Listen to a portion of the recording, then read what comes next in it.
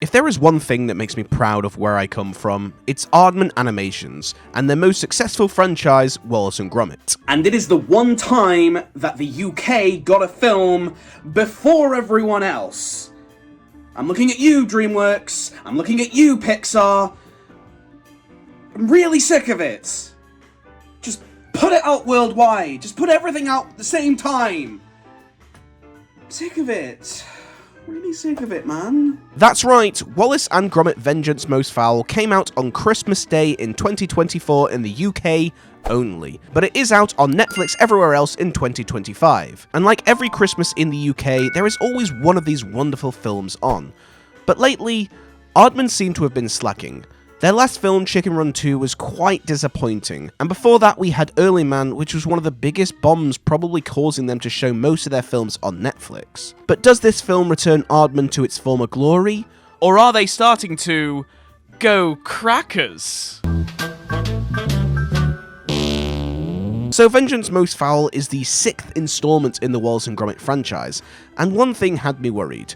It may be the 6th film in the franchise, but it's the first film without Wallace.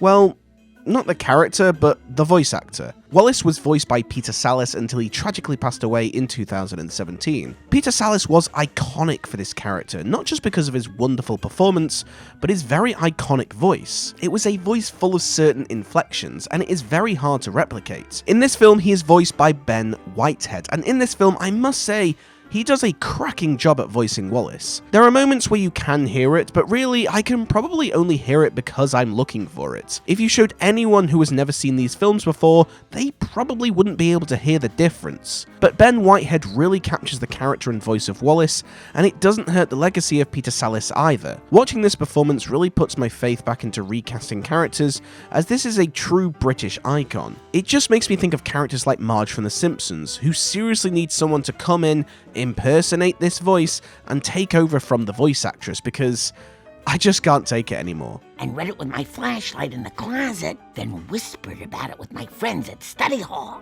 It changed my life, but not my bust. But for the first time ever, we have reoccurring characters in this franchise that isn't these two. Not only does the iconic Peter Kay play Chief Policeman Albert McIntosh, but one of the most iconic villains, Feathers McGraw, is back. And from the start, the film is doing what the film does best. It's playing right into fan service. If you're a fan of Wallace and Gromit, I think we can all agree that Feathers McGraw is an absolute favourite, and this character makes you laugh without even saying a word. I will admit, when it was announced that this character was returning, it did have me worried. Aardman lately have hit some snags in the past few years, and at first it felt like with this film they're just gripping for an easy win. This film has the most fan service, not only for these films, but for films in general. Wallace and Gromit have always played to parody and stereotypes of films, and while it crosses the line of being fan service for the sake of fan service, there are references to past films, and it has parodies and stereotypes from such films as Aliens, James Bond, and even Pirates of the Caribbean. These sort of homages are always super fun, and I wouldn't think that an animated film like this could be scary, but the film can get incredibly creepy at times when it needs to, and it works. There are times when it's a comedy, an action movie, a horror movie, and a parody movie, all wrapped up.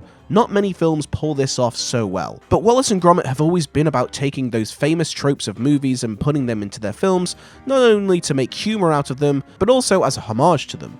A lot of British humour tends to do this with a lot of other franchises, such as Austin Powers and the Carry On franchise, to name a few. It's where the film feels most comfortable. The story plays very similarly to most of the other films that came before it. Wallace invents a device, much to Gromit's worry, and they ultimately have to go off and fix it. But that's kind of what Wallace and Gromit has always been about. While this film is probably the most linked out of all the films never linked on a massive scale. You can watch every Wallace and Gromit film in any order and it will all make sense. Until this one, at least. That's what kind of made Wallace and Gromit so warm and welcoming. This film really goes back to its roots of where it's comfortable. You can almost see the jokes and story coming from a mile away, but we kind of always could in these films. That level of comfortability, I believe, is one of the secrets to their success. Looking back, a lot of classic British films and TV shows are very similar to this. Shows like Blackadder, Keeping Up Appearances, and the famous Carry On franchise. British humour is all about shows and films that from episode to episode will show something different, but ultimately, it has the same structure. So seeing Wallace and Gromit just be comfortable with what its audience wants is truly heartwarming. They could have easily botched this film by trying something new, or attempting to take this franchise to bigger and bolder sights. Hell, they went to the moon in their first film. I don't think they can go any higher. But seriously, it's nice to know that Aardman know what their fans want from this franchise, and they never stray away from it. There are no changes in the humour or style. There is never a moment where there is a joke that is for new fans or younger viewers. They know who watches these films and what they want, and that is hard to come by these days. Wallace and Gromit is something I wish never changes. It's this wonderful feeling of home and comfort, which is usually something we never want. These days, people are begging for new films with new ideas, as the ever-growing market that is superhero movies, Disney remakes, and sequels. There are entire videos on YouTube saying how badly audience want original content. And while this might sound contradictory, as I'm talking about a sequel in this video, considering how long it takes Aardman to make their movies, yeah, I'm gonna give it a bit of a pass, but also because Wallace and Gromit never changes for the better. I realized after watching these films for 30 years, the first one is older than me.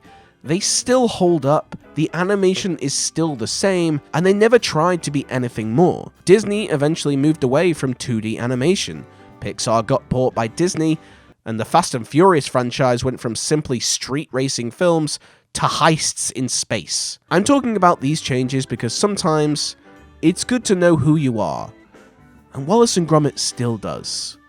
So after all that, it's getting my professional rating of 9 out of 10. And my personal rating of 9 out of 10 as well. I don't like it as much as the other films, but it doesn't stop it from being incredibly funny, and it is another great addition to one of the best British franchises ever. So thank you for joining me in this video. Let me know in the comment section what are some of your thoughts on the new Wallace and Gromit film. If you enjoyed this video, make sure to subscribe to the channel for more great content on all things animation. You can follow me on all my social media platforms as well, so make sure to follow me on those. But thank you so much for watching me, guys, and I will see you all in the next one.